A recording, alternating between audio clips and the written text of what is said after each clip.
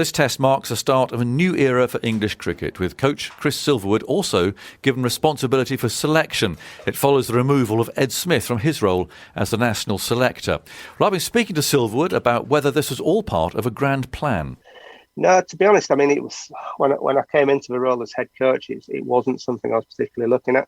When I applied for the job, it wasn't on the radar. But obviously, Ash wanted to modernise the way we do things in cricket, and so I suppose bring it up to speed with what every other sport is currently doing, really. And that, I mean, he asked me, would I be able to do it? And obviously, if he wanted me to, when I get on with it, you know what I mean? So I think it's just the modern way of doing it. I mean, you look at Southgate, you look at Jones, you look at people like that. They all have that responsibility. And obviously, cricket is now in the same position as what football and rugby is. So ultimately, that responsibility is now mine. I'm sure Railingworth was delighted to be heard to be called modern, because of course he was. I think he's the only one that England have had, isn't he? That was back when he was in his 60s when he did this job. So I mean, rather different times, of course, in the 90s. But that didn't end terribly happily. I mean, it's not an easy balance to be all things to all men, is it? On the one hand, you're the coach and you're a sympathetic ear, maybe, or someone who a player will approach with a problem. But the player who does that might be thinking, hang on a minute, this might cost you my job because he's the main selector as well. Yeah, I mean, that's a rock on the hard spot, isn't it? From my point of view, I would like to think that nothing changes. I'd like to think that I don't change and that I'm still the same, spoons that everybody comes to talk to. I'd like to think I'm level enough to not use things against the players, what they're telling me. But equally, there's still going to be that level of resistance to tell me as much now, and I understand that, and I think I've got to deal with that, really, and expect that.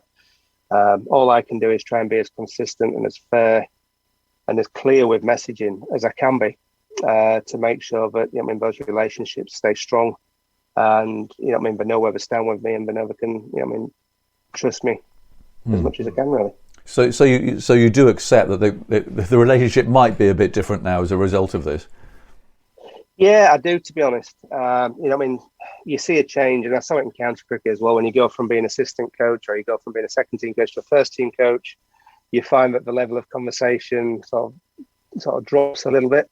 I mean, I found when I went from bowling coach to head coach, obviously with England, the same thing happened again. And I think it's only a natural process, to be honest. And it's natural for the players to potentially not tell you as much, because you are now making decisions that could directly affect them. If I can deal with it in an honest way, a fair way, and a logical way, then I think we'll be all right. It's a big responsibility, isn't it? I mean, obviously, you've obviously thought about that before accepting it, but to really be under the spotlight to this extent now, I mean, you're carrying everything on your shoulders. Yeah. No, there's a higher level of responsibility there now, without a shadow of a doubt. People will look directly at me now if things go wrong. But equally, if things go right, then that's nice as well, you know what I mean? So you get rewards for that as well. It's just making sure that I surround myself with good people who will help make sure that I stay on a level, I'm fair, and like I say, there's method and there's logic to what I'm trying to do. And I think I've got good people around me that will help me do that. Whether it be coaching staff, backroom staff, or guys from Loughborough. And to be fair, some of the players as well, if they think I'm sort of straying off track, I'm sure one or two of them will tell me as well. You know what I mean? So I've got a good enough relationship with a few of them that'll tell me. Where does Joe Root fit into all this? I mean, do you see yourself as being almost a two-man team? But on the other hand, you might have to sack him one day. I mean, that's quite a tricky one as well. I'd rather not think about that one. No, it's true. I mean, I do see Joe and I as a two-man team. You know what I mean? Usually when it comes through to team discussions and that, it may be one or two names, usually one that you have a discussion about. Usually, a little bit of logic and straightforward thinking will help you sort that one out as well. But ultimately, it's my job to support Joe as well. I am, obviously aware that he's leading the team out there, and I will support him in sort of helping him make the decisions as well. Obviously, it'll be my decision, but helping us make a decision is probably the right way of putting it, because I do see us working as an us. When decisions are made, it's the two of us working together, to try and get the best team and get the best out of that team possible for England. Yeah, that's an interesting point you make there, because obviously traditionally it is the captain who runs things on the field, and he and the coach will operate off it together, but then the captain goes out. Is that going to change at all now that you are in overall control and overall responsibility for everything? I mean, will there be that temptation to be a little bit more involved in actual what's going on out there? No, to be honest, because I trust Joe to get on and do the job. I mean, you're talking about somebody that's very capable, talking about somebody who's, one of the most successful England captains of all time. In fact, was he one game away from it? He's got a lot of experience under his belt, and he's got a lot of respect from the players and the staff around him. So I trust him to do the job out there 100%. It's my job to help him. I will, as I always do, throw suggestions at him. But he's the one that's on the, on the coalface. It's him that's on the field out there, and ultimately I've got to trust him to make the decisions. So we talked about the start of the big year and everything else. Well, it could be much bigger for you at the start of this, could it? With sort of such obvious instant judgments to be made. I'm thinking in terms of India, beat them at home. Talking of World Cup 2020, England are expected to win it, and people are expecting you to be there when they do so. And then, of course, the Ashes as well. I mean, it doesn't get much bigger than this. It doesn't get much more exciting either, does it? I mean, if you sort of flip that over, it's very exciting. It's the sort of thing you dream as a kid playing in them. As a coach, you dream of coaching through them and being involved through them. Helping make decisions in them. But I do see it as very much teamwork. So, I'm just part of a bigger machine that will help things run, really. And to me, to have all these series in front of us, to have the the T20 World Cup in front of us, and we will be going in as, one of the favourites, I should imagine. But we did to the World Cup as well. But it was in England, but we embraced that. We pulled it in, and we took it on board, and we enjoyed that experience. And I would expect us to do the same for the World Cup. It's embrace what's in front of us, enjoy the challenge, and enjoy the cricket. And that's what we're looking to do again. And obviously put our stamp on the way we play. And it's the same with the Ashes. I can't wait to get there and get stuck in, really. And the more confidence we can take from this summer and beating the high-class opposition that's in front of us, the quality of opposition can only help galvanise us get into the Ashes. So for me, I think we're very lucky to have two such high-class teams here leading into the Ashes. We have talked about the Ashes a lot, and I do talk about the Ashes a lot, as we all do. But let's not forget, I've got the utmost respect for the two teams that are here as well, because they are world class. And we're going to take a lot of beating. We're going to have to play very well to beat them.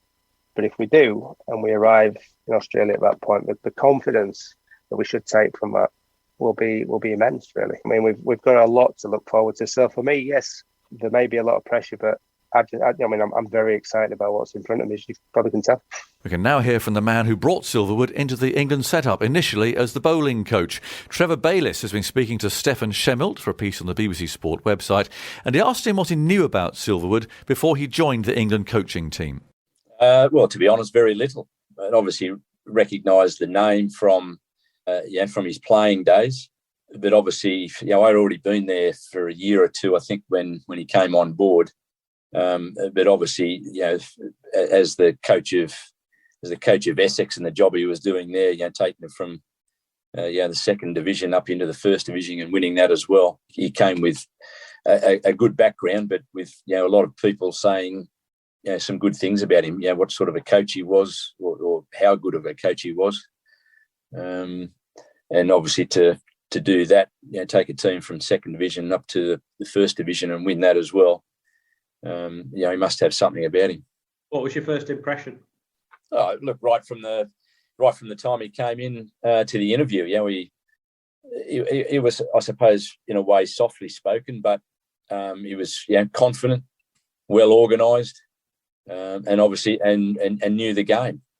You could tell that straight away. So you could see what people meant when they were giving him some glowing background on him. When we were asking, or when I was asking a few people about him, having not sort of known a lot about him, everyone spoke very highly of him. So and that was plain to see in the interview. What can you remember about the interview? Maybe something that convinced you that this was the man for the job? Well, he had. I mean, his presentation was top class. Personally, I didn't really take a lot of notice of the presentation. I suppose that's not really my go. So I was sort of more interested in the bloke, in the person himself. And as I said before, you know, he was confident, softly spoken, but confident, and knew his stuff as well. You know, when it came to pace bowling, you know, in a background not just as a player, but obviously in that coaching, you know, of Essex as well. And I think that type of a background, you know, it was easy to see, you know, the respect that he commanded from the players. It was something he earned, you know, before he even got to the England setup. Were you surprised in any way that he was willing to give up a head coach's job to become a fast bowling coach, or did you see that as a sort of natural step up from county cricket into the backroom staff, if you will, of an international team? Thinking about it, he probably had aspirations of doing this job that he's doing now in the future, and he was, you know, using that as a stepping stone to get the experience, you know, coaching at international level. And that's, you know, certainly something that was spoken about in the lead up to the interview, was obviously, you know, having a homegrown coach of the team. It was something that the England set up, the ECB were, you know, they wanted. So, you know, he was, you know, the standout candidate, and you know, he finds himself in that position now, and with expanded duties. Correct me if I'm wrong, but it seems like you two share quite actually a few values as a coach in terms of the environment you want to create, trusting the players. Is that about right? Oh, yeah, I think so. You know, we've had a number of discussions, obviously, over the couple of years that we've worked together. You know, we've been in contact, you know, a number of times, you know, since he's taken over. But I think, look, I think most of the guys these days that coach at the top level have got, you know, those types of philosophies on the game. And I think the days of ranting and raving have sort of gone out of the game. You know, the players play a lot of cricket, and they're obviously some pretty smart guys themselves, and they don't necessarily need to be told all the time. I'm told he's a bit of a character, that he likes a joke, that his party pieces sometimes drop in at a bird noise every now and then. Is that right? Well, I don't know about that, but he's got a good sense of humour, and yeah, he fits in well in the dressing room. And I think, look, I think that having that little bit of humour behind the scenes as well just makes, I think that plays a part in making that environment, you know, an environment that is one free of too much, you know, pressure, allowing those players to go out and play without the pressure, you know, as much pressure as they normally would be on. I mean, in the end, you know, you like to be playing the game, or remind the guys to play the game, you know, for the reason they took it up in the first place, and that's because they love playing the game, and, you know, to play with a smile on your face. What about this level of responsibility then that he's taken on, making him the head selector? Is that a good move for England and for the coach? So not just Chris, but for any coach to be given ultimate control over the players that you're given to take charge of? Yeah, look, it's an interesting one. I know here in Australia it's been spoken about for, well, probably 10 years at least. I know when I was coaching New South Wales, there was a thought about doing a similar thing then. I mean, at the time, and I probably haven't changed all that much, it probably gets down to your relationship with the selectors. I mean, all the selection panels I've always been involved in. I mean, I can see both sides of it. All the selection panels I've been involved with, I mean, I don't think it's ever got down to a vote. You know, you respect each other, you sit down and listen to each other's views, and then you come up with a team. Obviously, the other side of it, which England have gone to now, is that, well, if you're going to be responsible for you know, the results, that you'd certainly want the players in the team that you want in it. So yeah, why not give it a go? It's you know, not sort of privy, obviously, to the decisions exactly why that decision was taken, but hopefully they pay him well for it. A little bit of extra pressure. Do you think it's more suitable for him to take it on now, given that he's come from county cricket and he's got those links, whereas you might not have had those ties? Certainly would have been not impossible, but almost impossible, I think, to do from my point of view. Having come in, not having spent any time in county cricket, and not knowing a lot of names in county cricket, where obviously Chris, with the background through playing and coaching, will know and understand the players in the county system. So if it was going to happen with someone, obviously a homegrown coach that's got the background in that game, it's probably obviously best suited to someone like that rather than an overseas coach like myself. England play more, travel further than anyone else. They've obviously dabbled with rotating the players in the first part of this year, but the head coach is invariably there more than anyone else. Do you think it makes a hard job harder, a big job even bigger, or does it add some much needed clarity? I mean, I know the time I spent there was a lot of cricket, and it was difficult. And I know before we left, we did speak about, and I know which has happened since I've left, with Paul Collingwood and Graham Thorpe taking over for a series or two, and I think that will continue. Obviously, there have to be some good communication between Chris and those guys. If he has one or two series off, I don't see it as I don't necessarily see it as a problem.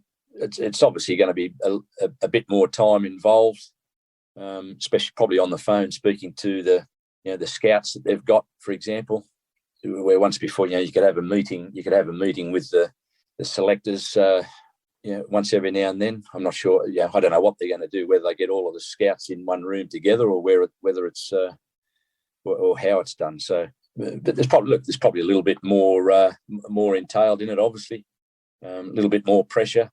So, but I think Chris is in a position to handle that, I think.